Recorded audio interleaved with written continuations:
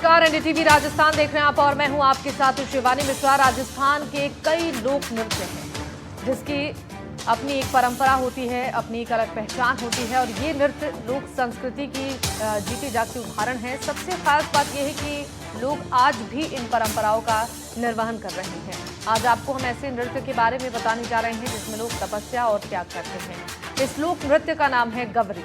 तो गवरी नृत्य आखिर है क्या और उसकी खास विशेषता क्या होती है, इसे जानने के लिए हमारी ये रिपोर्ट आप देखिए।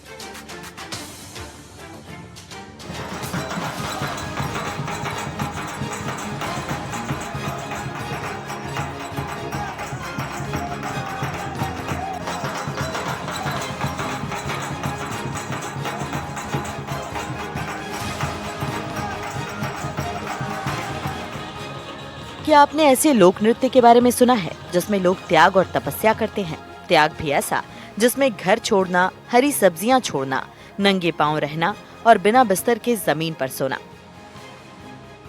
जी हाँ, सही सुना आपने।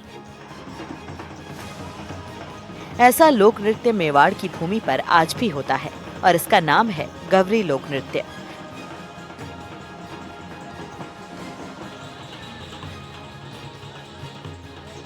ये ऐसा नृत्य है जिसे यहाँ के आदिवासी समुदाय के लोग करते हैं। कठोर त्याग के साथ भील समाज के लोग सदियों से इस परंपरा को निभाते आ रहे हैं।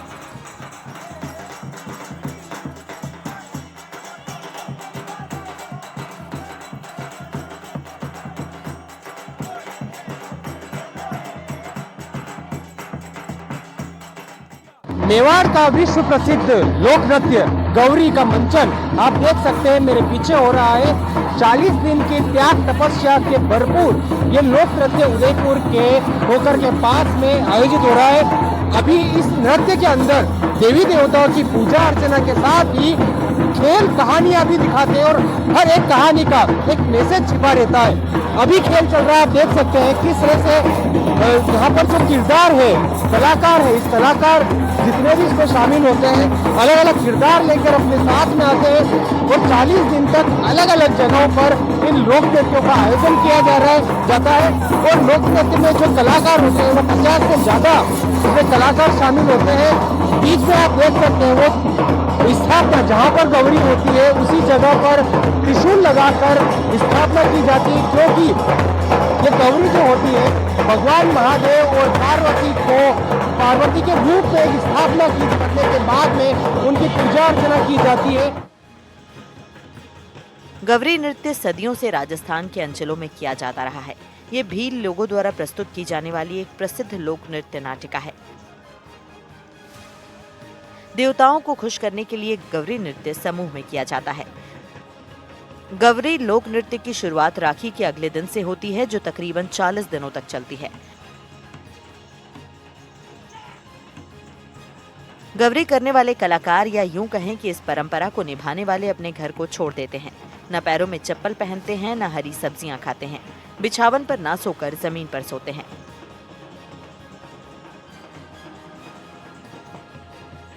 सबसे बड़ी बात तो यह है कि गवरी करने वाला हर एक कलाकार त्याग को निष्ठा से निभाता है। आपको बता दें कि गवरी करने वाले सिर्फ पुरुष ही होते हैं। गौरी के कुछ कलाकार हमारे साथ में हैं, उनसे जानेंगे कि गौरी का जो इतिहास है वह क्या है, इसमें किस तरह से त्याग होता है, किस तरह से तपस्या होती है और किस तरह से इसका मंचन किया जाता है। गौरी जो लोक नृत्य है वो क्या है, कौन से भगवान को रिप्रेजेंट करता है? पहले हम ये माता जी का काम करते हैं, गोरखिया माता का, वो आज्ञा देती है। उसके बाद हम गौरी चालू करते हैं 1 अगस्त से।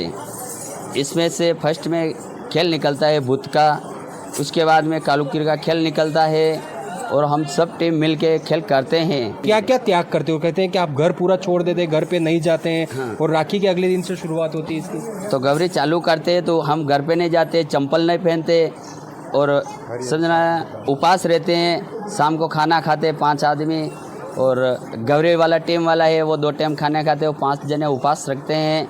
और हम ये नेम रखते हैं, चंपल नहीं पहनते हैं और हरी सब्जी नहीं खाते हैं।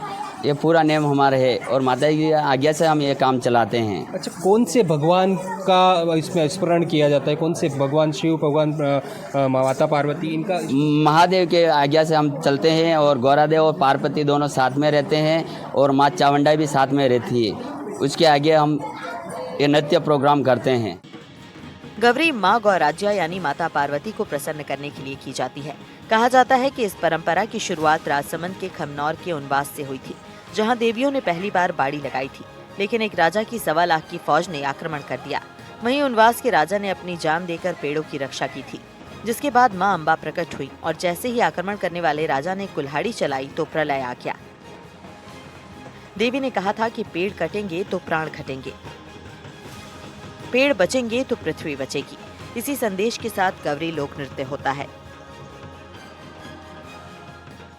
मेरे पीछे आप देख सकते हैं रेलवे जो कॉलोनी है, जो महाराणा प्रताप रेलवे स्टेशन है, उसके पीछे गौरी का आयोजन किया जा रहा है, जहाँ पर संख्या देख सकते हैं लोग कितनी बड़ी संख्या में सिर्फ गौरी के मंचन को देखने के लिए यहाँ पर आए हैं। कुछ लोग भी जिनसे बात करेंगे। माता जी, गौरी देखने के लिए आए, क्या समझते हैं गौरी के बारे में? क्या है गौरी? गौरी मतलब ये माता जी देवी देवता रमते हैं सब, और वो देखने के लिए आए हैं सभी देवी देवता रमते। अच्छा, आप क्या है गौरी, आप समझते हैं गौरी के बारे में? गौरी में समझते हैं क्या होता है गौरी के बारे में, क्या है और कितने सालों से आप देखते आ रहे हैं? ये तो हो गया जितना बड़ा है, खेलते ही रहते हैं गौरी का। आप एक आम आदमी के तौर पर देखने के आते हैं, अलग नहीं लगता है कि अपने मेवाड़ में भी इतने सदियों पुरानी परंपरा आज भी चल रही है?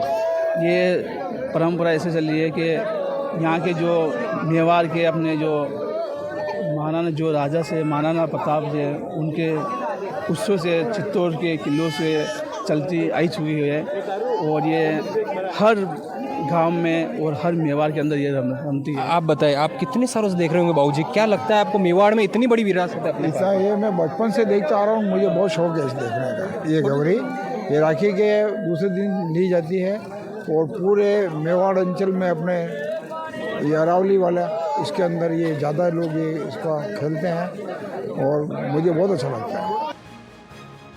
इस लोक नृत्य में माता पार्वती और भगवान शिव की आराधना की जाती है। साथ ही समाज को नैतिक संदेश देने वाली कई कहानियों का नाट्य मंचन भी किया जाता है। कलाकार हमेशा गौरी वहीं खेलते हैं जहां बहन बेटियों का ब्याह हुआ हो। कलाकार उस जगह पर पहुंचते हैं। एक जगह पर त्रिशूल को रोपा जाता है। इसी त्रिशूल के मंडप के इर्द गिर्द गौरी खेली जाती है। एक गौरी में 40 से 50 कलाकार होते हैं। ये सभी कलाकार पुरुष होते हैं, जो महिलाओं सहित अन्य रूप में गौरी खेलते हैं। जहाँ एक बार त्रिशूल रोपा गया, वहाँ एक दिन ही गौरी खेली जाती है, अगले दिन दूसरी जगह होती है। यही नहीं, आम लोग गौरी को बुलाते भी हैं। फिर उसके क्षेत्र में कलाकार आते हैं और गौरी खेलते हैं। कलाकारों के खाने पहनावे सहित दूसरी व्यवस्थाएं गौरी बुलाने वाले ही करते हैं। बड़ी संख्या में लोग आते हैं। एक बार आपको मैं दिखाना चाहूँगा कि जो बीच में वो त्रिशूल लगा हुआ है, उसकी स्थापना करने के बाद ही गौरी की शुरुआत करते हैं। गौरी का मंचन जो है उसके बाद ही शुरू होता है। भगवान शिव और भगवान पार्वती को इस रूप में देखा जाता है और उनको ही पूजते हैं।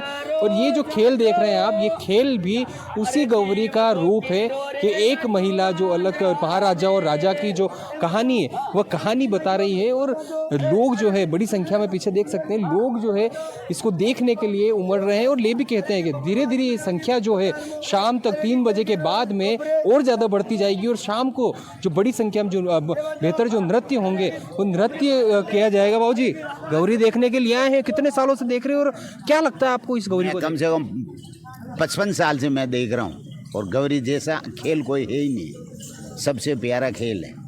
अरे कितना पुराना मानते हैं आप, कब से चली आ रही? इतिहास कुछ पता हो? पुराना दरबार की टाइम से ही गौरी चलती आई। जैसे कि महाराणा प्रताप थे उस टाइम में भी गौरी थी, इसीलिए इनका नाम क्या पड़ा, भिल्लू राणा। इनका नाम इसीलिए इन्होंने संयोग दिया प्रताप महाराणा प्रताप को, उसी टाइम से गौरी चल रही है। गौरी खेलने वाले कलाकार ज्यादातर किसान होते हैं, लेकिन कुछ व्यापार करने वाले और नौकरी करने वाले भी हैं। और ये कलाकार 40 दिनों के लिए अपना सब कुछ त्याग देते हैं। गांव-गांव ढोल नगाड़ों और नृत्य नाट्य के संग गूंजती गौरी की रंगत लोगों को अपनी संस्कृति और परंपरा से जोड़ती है। न सिर्फ ग्रामीण बल्कि शहरी क्षेत्र में भी गौरी का मंचन देखने हजारों की भीड़ उमड़ती है। गौरी में लोक कथाओं और पौराणिक गाथाओं का अभिनय प्रस्तुत किया जाता है। इन सभी प्रसंग या यूं कहें कि नाट्य मंचन में सामाजिक संदेश होता है, जैसे प्रकृति को बचाना, पेड़ों की कटाई रोकना, चोरी ना करना, ये न केवल मनोरंजन का साधन है, बल्कि आदिवासी समाज की आस्था, संस्कृति और परंपराओं की जीवंत धरोहर है। ये लोक नाट्य आज भी मेवाड़ की पहचान बनकर जन जन में उत्साह और अपनापन जगाता है।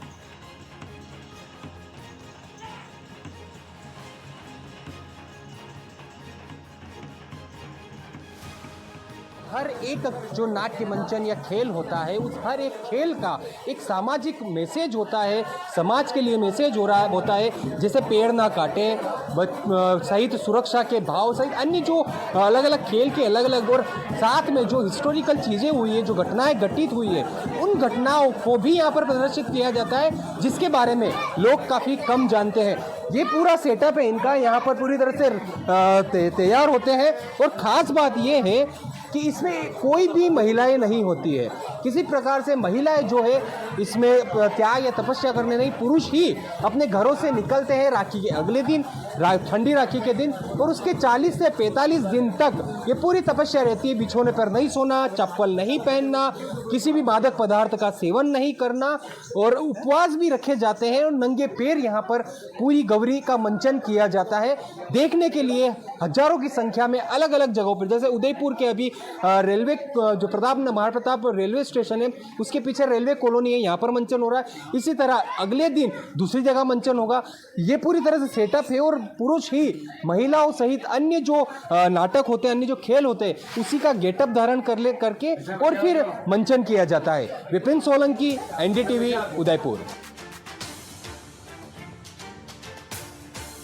देश भर में गणपति बप्पा की धूम है। गणपति महोत्सव धूमधाम के साथ मनाया जा रहा है और कोचिंग सिटी कोटा में अनंत चतुर्दशी के मौके पर आयोजित होने वाली भव्य शोभा यात्रा में इस साल महिलाओं का अखाड़ा लाखों श्रद्धालुओं के आकर्षण का केंद्र बनेगा। और बने भी क्यों ना, क्योंकि महिलाओं और बालिकाओं ने अखाड़े में पसीना बहाना शुरू कर दिया है और अपनी परफॉर्मेंस को लेकर वो शिद्दत से जुटी हुई हैं। इस आयोजन में और क्या कुछ खास होने वाला है और महिलाएं कैसे अपनी तैयारियों में जुटी हुई हैं, इस रिपोर्ट में आपको